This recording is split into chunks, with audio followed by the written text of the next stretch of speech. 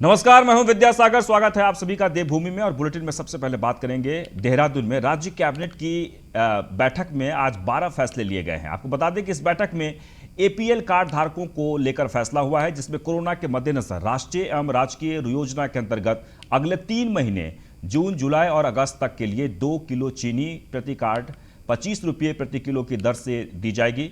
जानकारी के मुताबिक एपीएल कार्ड धारकों को सरकारी गल्ले की दुकान से 10 किलो चावल और गेहूं देने का निर्णय भी किया गया है। इसके अलावा बैठक में ध्वनि प्रदूषण विनियमन नियंत्रण 2000 के अंतर्गत राज्य के विभिन्न क्षेत्र, आवासीय, औद्योगिक, वाणिज्यिक एवं शांत क्षेत्र में जुर्माने का प्रावधान किया गया है। फूलों की घाटी इको सेंसिटिव जोन के अंतर्गत हेमकुंड साहब, घांघरिया, लोकपाल मंदिर संशोधित प्रस्ताव के अंतर्गत बाहर करते हुए आबादी विहीन क्षेत्र के रूप में पुनः प्रस्ताव भारत सरकार को भेजा जाएगा। तो देहरादून में राज्य कैबिनेट की बैठक में आज 12 अहम फैसले लिए गए हैं और इस बैठक में एपीएल कार्ड धारकों को लेकर फैसला हुआ है, जिसमें कोरोना के मद्देनजर राष्ट्रीय एवं राजकीय योजना के अंतर्गत अगले 3 महीने जून, जुलाई और अगस्त तक के लिए 2 किलो चीनी प्रति कार्ड 25 रुपये की दर से दिए जाएंगे।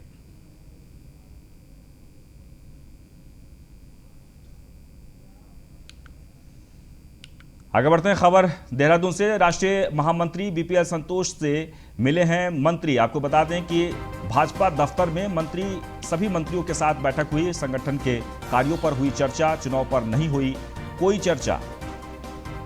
कुछ दिन बाद एक और बैठक चुनाव को लेकर होगी। शौर्य डोभाल भी इस दफ्तर में, बीजेपी के दफ्तर में मौजूद रहे।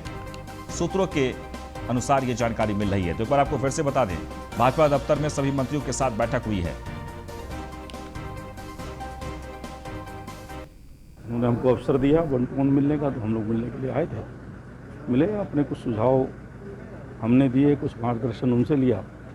और इस समय पार्टी का फोकस सेवा से संगठन की ओर है। कोरोना के संबंध में मोदी जी की सरकार के 7 साल पूरे होने पर किसी प्रकार का जश्न पार्टी नहीं मना रही है। सेवा ही संगठन है।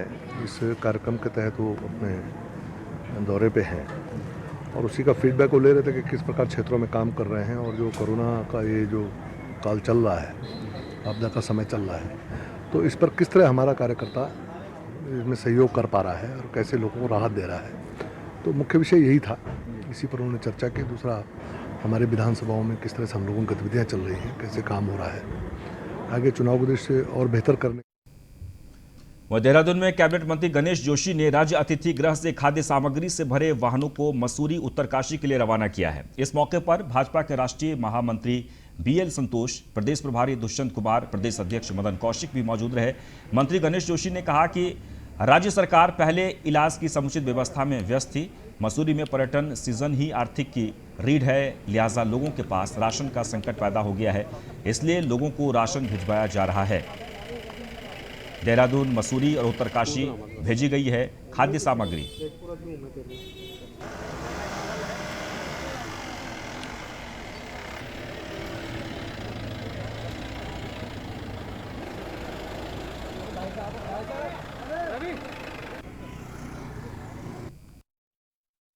सेवाई संगठन पार्ट 2, जिसके अंतर्गत पूरे देश में भारतीय जनता पार्टी के द्वारा सेवा के कामों को और जिस प्रकार से किया जा रहा है, आज ये हमारा सौभाग्य है कि हमारे बीच में महामंत्री संगठन आदरणीय बीएल संतोष जी, हमारे प्रभारी आदरणीय गौतम जी, आप दोनों हमारे बीच में हैं। और सेवाई संगठन उत्तराखंड में किस प्रकार से।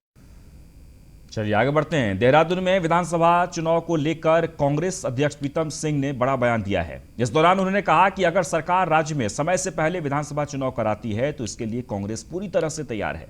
दरअसल राज्य में विधानसभा का चुनाव समय पूर्व होने की अटकलें लगाई जा रही है। साथ ही उन्होंने ये भी कहा कि इस बार जनता ने बीजेपी को हटाने का मन बना लिया है।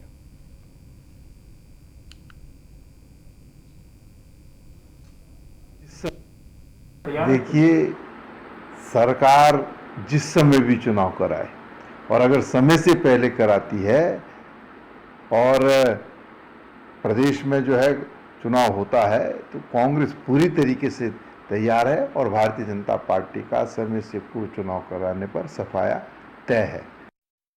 देखिए, सरकार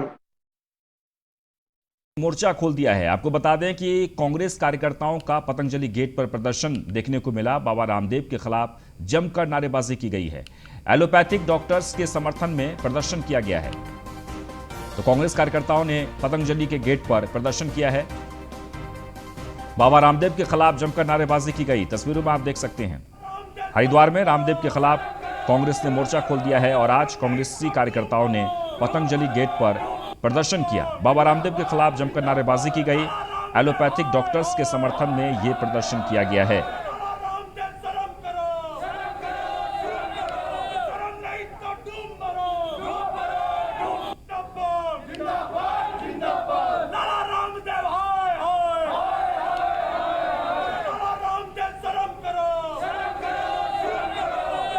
तो हरिद्वार जिलाध्यक्ष के नेतृत्व में हरिद्वार युवा कांग्रेस के कार्यकर्ताओं ने पतंजलि के गेट पर प्रदर्शन किया है।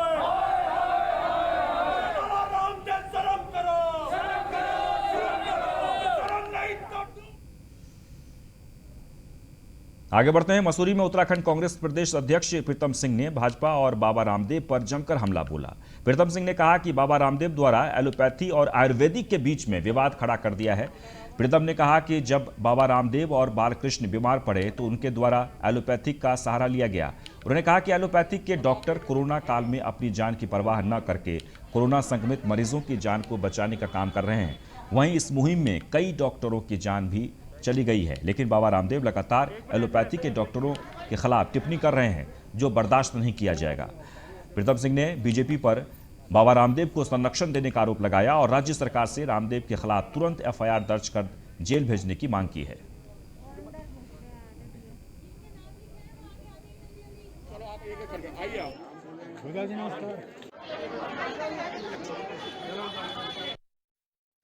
काहे का बाबा है, अब तो लाला रामदेव हैं। देखिए, ये कोरोना काल है और इन विषम परिस्थितियों में जिस तरीके से आयुर्वेद और एलोपैथी में संघर्ष कराने का काम रामदेव ने किया, मैं समझता हूं कि जो देश के प्रबुद्ध नागरिक हैं, दुनिया के प्रबुद्ध नागरिक हैं, वो कड़े शब्दों में उसकी निंदा कर।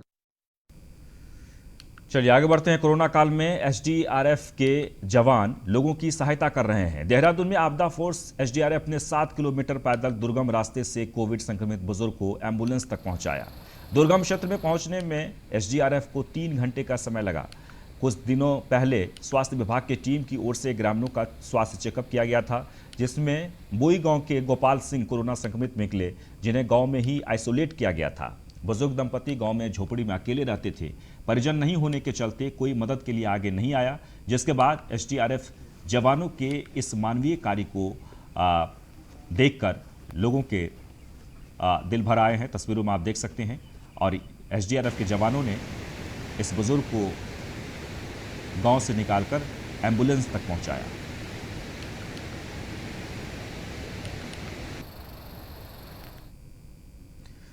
तो उत्तराखंड के कुमाऊं मंडल में कोरोना से निपटने की प्रशासनिक तैयारियों की पोल खुल गई है। अल्मोड़ा जिले में विधायक निधि से खरीदे गए लगभग 4000 सस्ते चाइनीज ऑक्सीमीटर गलत रीडिंग दे रहे हैं। जांच में भी यह साबित हो चुका है कि विधायक निधि से खरीदे गए ऑक्सीमीटर ब्रांडेड कंपनी के बजाय चाइनीज कंपनी के हैं। लेकिन सवाल उठ रहे हैं कि महामारी के दौर में किसने क्या महाघोटाला। कोरोना से कैसे जीतेंगे संग्राम। शहर शहर ऑक्सीमीटर नहीं कर रहा काम। लापरवाही ने खतरे में डाली हजारों की जान। ऑक्सीमीटर वापस मंगाने का ऐलान। विपक्ष ने पूछा, सरकार को किसने लगाया चूना।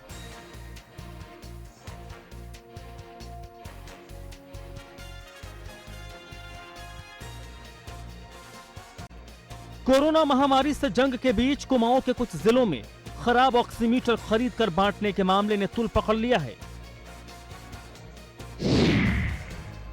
दरअसल अल्मोड़ा जिले में महामारी को मात देने के लिए विधायक निधि से 22,40,000 रुपए की लागत से 4,000 ऑक्सीमीटर खरीदे गए। लेकिन शुरुआती दौर में ही उनकी गुणवत्ता की पोल खुल गई। ये ऑक्सीमीटर खराब निकले और गलत रीडिंग दे रहे थे, जिससे जनता को मानसिक रूप से परेशानी उठानी पड़ी। शिकायत मिलने के बाद अफसरों ने आनन फानन में 3,975 ऑक्सीमीटर वापस मंगा लिए और जांच बिठा दी। देहरादून के एक फर्म ने ये सभी ऑक्सीमीटर अल्मोड़ा जिले को उपलब्ध कराए थे। एक ऑक्सीमीटर की कीमत थी 560 रुपए। इस मामले का दिलचस्प पहलू यह है कि अल्मोड़ा के हवालबाग ब्लॉक में डिप्टी स्पीकर रघुनाथ सिंह चौहान ने ऑक्सीमीटर खुद बांटे थे। ऑक्सीमीटर हमने बांटे, पर इसकी शिकायत आने लगी लगातार। जो हर जगह शिकायत है कि चल नहीं रहे, संचालित नहीं हो पा रहे। शाम को जब मैं घर आया, मैंने इसकी शिकायत मैं सीडीओ को दी। मैंने भाई आपके खराब सामान आ गया है। सीडीओ ने कहा कि सामान आ गया होगा, इसको ठीक करा देंगे हम। और सुबह मैं शहर में हमने बांटना था, सारी हमारे जो आशा कार्यकर्तियाँ थी उनको मैंने जीजीआईसी में बुलाया था। जैसे ही मैंने चेक करना शुरू किया तो सारे खराब निकल गए। 15-20 मैंने खोले, सब खराब निकल गए। तो मैंने सारा जो सामान है सीडीओ को वापस कर दिया। मैंने कहा भाई आप इसको परीक्षण करिए, और ये सब चाइनीज कंपनी का माल है। हमने आपसे ब्रांडेड कंपनी का माल मंगाने के लिए कहा था, आपने गलत माल दिया है, इसलिए अब सरकार की छवि धूमिल हो रही है। खराब चाइनीज ऑक्सीमीटर पर अब सियासी संग्राम छिड़ गया है। पूर्व मुख्यमंत्री हरीश रावत ने तंज कसा है कि जो ऑक्सीमीटर बांटे गए हैं वो उंगली डालने पर जो रीडिंग दे रहे हैं वही रीडिंग भिंडी डालने पर भी दे रहे हैं। कांग्रेस ने इस पूरे प्रकरण की जांच कराकर आरोपियों को कड़ी सजा देने की मांग राज्य सरकार से की है। निश्चित ही जांच होनी चाहिए, और अगर ये वाकई में जो रघुनाथ सिंह चौहान जी ने कहा है कि ऑक्सीमीटर खराब थे या अन्य जगह किए गए, सौभाग्य से मेरी विधानसभा में बट नहीं पाए थे, आए थे लेकिन बटे नहीं थे, तो हम निश्चित ही सीडीओ से भी ये कहना चाहेंगे, सरकार से भी, कि इस कंपनी के खिलाफ सख्त से सख्त कार्रवाई की जानी चाहिए ताकि एग्जाम्पल पेश हो, और इसका प्रचार प्रसार भी होना चाहिए कि इस तरीके के गलत, इस कंपनी के और इस नाम के जो ये ऑक्सीमीटर्स आए गलत हैं, उन सारे ऑक्सीमीटर्स की जांच होनी चाहिए। कोरोना महामारी के कठिन दौर में भ्रष्ट अफसरों ने जिस तरह से आपदा में अवसर खोजकर खराब क्वालिटी के ऑक्सीमीटर बांटे हैं, उस पर सवाल उठने लाजमी है। ऑक्सीमीटर खरीदने की पूरी एक प्रक्रिया है जिसमें कई महत्वपूर्ण लोग शामिल होते हैं। ऐसे में अब हर कोई अपने जिम्मेदारी से बचने की कोशिश कर रहा है। जांच के नाम पर पूरे मामले को दबाने की कोशिश चल रही है।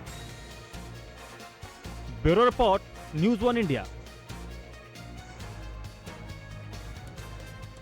तो उत्तराखंड एसटीएफ ने नशे के खिलाफ मिशन युद्ध शुरू किया है, जिसकी जानकारी DIG law and order Nilesh Anand Bharne और एसएसपी एसटीएफ अजय सिंह ने प्रेस कॉन्फ्रेंस करके दी है। इस दौरान DIG law and order Nilesh Anand Bharne ने बताया कि ड्रग्स के खिलाफ मिशन युद्ध शुरू किया गया है। यूपी के बरेली जिले के फतेहगंज के मोहल्ला सराय में भी छापा मारा गया है। इस दौरान ड्रग पैडलर रिजवान मौके से फरार हो गया, जबकि उसकी पत्नी को पुलिस ने नकदी और हेरोइन ड्रग्स के साथ गिरफ्तार किया है। एसटीएफ की टीम अब नेटवर्क तलाशने में जुटी है। साथ ही उन्होंने कहा कि ड्रग तस्करों के खिलाफ हमारी कार्रवाई आगे भी जारी रहेगी।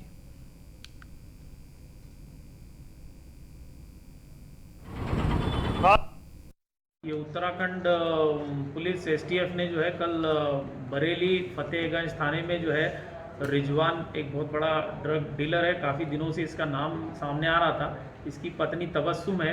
इसके यहाँ जो है रेड करके 112 ग्राम हेरोइन और 2 लाख कैश की बरामदगी की है, और इसमें जो है थाना फतेहगंज में एफआईआर दर्ज कराई गई। तबस्सुम को गिरफ्तार किया गया है, और जो है इसमें रिजवान फरार है। ये बड़े लेवल का ड्रग डीलर है जिसका नाम कई बार जो है उत्तर प्रदेश और उत्तराखंड में।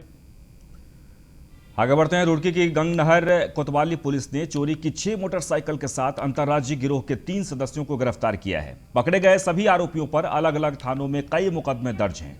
चोरों को पकड़ने वाली पुलिस टीम को एसएसपी हरिद्वार ने 2500 रुपये का इनाम देने की घोषणा भी की है।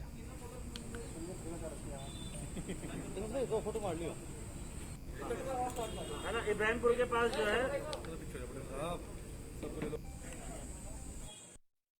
रुड़की थाना क्षेत्र के आसपास कुछ गाड़ियां लगातार कुछ बाइक्स चोरी हो रही थी, जिसमें सीओ रुड़की द्वारा इसमें संज्ञान लिया गया था, और उनके द्वारा एक टीम जिसमें गठित की गई थी, इसमें गंगनहर इंस्पेक्टर और उसके नेतृत्व में एक टीम ने कल 3 लड़के इब्राहिमपुर के आसपास से पकड़े थे, जिसमें से हम लोगों के द्वारा जब पूछताछ की गई तो उसमें हमें 6 अभी गाड़ियाँ रिकवर हुई हैं, जिसमें 3 हमारे थाना जो क्षेत्र की हैं उसकी हैं और बाकी 3 बाहर की हैं। इसमें हमें और कुछ लोगों के बारे में पता लगा है, कुछ गाड़ियाँ उन्होंने बाहर बेची हैं, कुछ लोग और शामिल हैं। जल्दी इसमें कुछ और भी गिरफ्तारियाँ और कुछ और रिकवरी होने की। तो एक तरफ जहां कोरोना और ब्लैक फंगस जैसी महामारी ने प्रदेश में पैर पसारे हुए हैं, वहीं अब प्रदेश सरकार की उपेक्षा झेल रहे स्वास्थ्य संविदा कर्मचारी भी कल से आधा दिन ही काम करेंगे, जिससे प्रदेश के हालात बद से बदतर होने के अंदेशा लगाया जा रहा है। आपको बता दें कि पिछले 15 सालों से स्वास्थ्य विभाग में संविदा कर्मचारी भर्ती किए गए थे और काफी समय से संविदा कर्मियों की तरफ से 9 मांगे भी की जा रही है, लेकिन राज्य सरकार और मिशन प्रबंधन की ओर से लगातार उनकी मांगों को नजरअंदाज किया जा रहा है, जिसको लेकर आज राष्ट्रीय स्वास्थ्य मिशन संविदा कर्मचारी संगठन की तरफ से पूरे प्रदेश में तहसील स्तर से लेकर प्रदेश स्तर तक एसडीएम को ज्ञापन सौंपकर यह चेतावनी दी गई है कि उनकी मांगों को पूरा किया जाए। साथ ही सभी कर्मचारी 31 मई तक काली पट्टी बांधकर आधा दिन ही काम करेंगे और अगर मांगे पूरी नहीं हुई तो 1 जून से पूरी तरह से सभी संविदा कर्मचारी होम आइसोलेट हो जाएंगे, जिसके चलते प्रदेश की जनता को कोई परेशानी होगी तो उसकी पूर्ण रूप से जिम्मेदारी राज्य सरकार और मिशन प्रबंधन की होगी।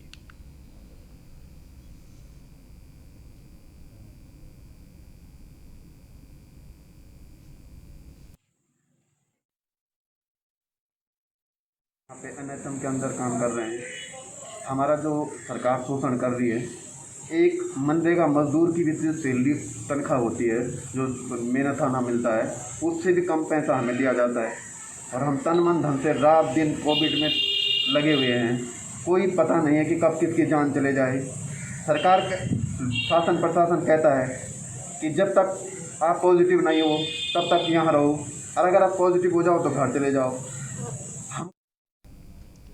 चलिए आगे बढ़ते हैं। लालकुआ के श्रीलंका टापू इलाके में एसडीएम ऋचा सिंह ने कोरोना के हालात और बरसात को लेकर दौरा किया है। साथ ही ऋचा सिंह ने ग्रामीणों की समस्याएं भी सुनी और उनका हालचाल भी जाना। एसडीएम ने अधिकारियों को अस्थायी हेलीपैड के निर्माण के साथ ग्रामीणों को 3 महीने का राशन और जरूरी दवा समेत अन्य सामानों को उपलब्ध कराने का निर्देश भी दिया है। इस दौरान उन्होंने बताया कि कोरोना महामारी को देखते हुए यहाँ के ग्रामीणों का रैपिड एंटीजन टेस्ट किए गए, जिसमें सभी ग्रामीणों की रिपोर्ट नेगेटिव आई है। साथ ही उन्होंने ये भी बताया कि जल्द ही गांव के किनारे टूटे बांध को बनाने का प्रयास भी किया जाएगा। बता दें कि श्रीलंका टापू गोला नदी किनारे पर बसा हुआ है और यहां बरसात के मौसम में चारों तरफ से बाढ़ आने से लोगों की परेशानियां बढ़ जाती है।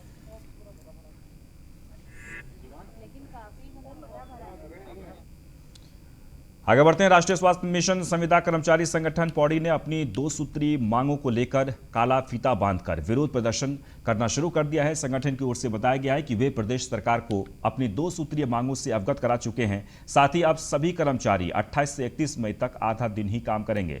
एनएचएम कर्मचारियों की ओर से बताया गया है कि उनकी 2 सूत्रीय मांग है। पहली ये कि उनकी कार्य अवधि 60 साल तक के लिए बढ़ाया जाए, साथ ही समान कार्य के लिए समान वेतन भी उन्हें मिलना चाहिए।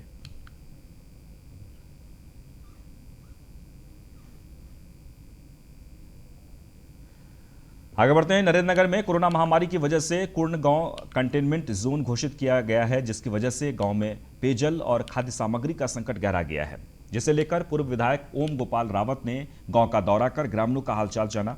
ग्रामीणों ने इसकी शिकायत पूर्व विधायक ओम गोपाल रावत से की है, जिसके बाद पूर्व विधायक ओम गोपाल रावत ने फोन पर ग्रामीणों की समस्या को डीएम से अवगत कराया।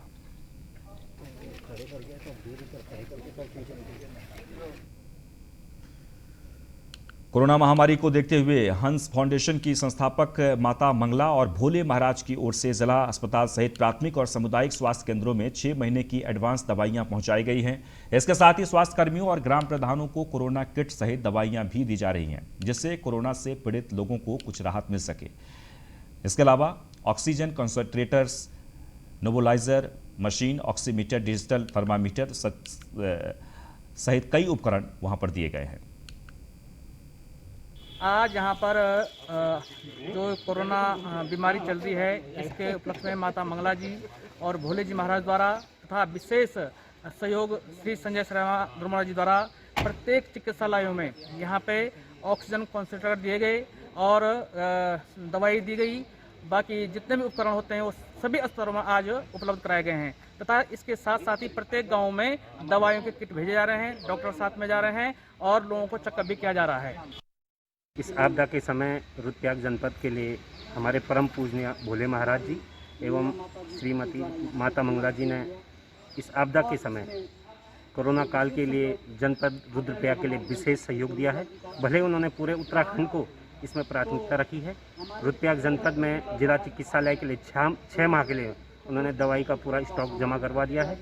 साथ ही प्रत्येक गरीब परिवारों के लिए गांव-गांव में मास्क, सैनिटाइजर पहुंचाने की प्रबंध किया जा रहा है। आंगनवाड़ी कार्यकर्ताओं एवं आशा कार्यकर्ताओं की सहायता से प्रत्येक गांव के लिए जो भी इस समय दवाई और सैनिटाइजर उपलब्ध हो सकते हैं। और इसी के साथ ही इस बुलेटिन में बस इतना ही, लेकिन आप बने रहें न्यूज़ 1 इंडिया के साथ। नमस्कार।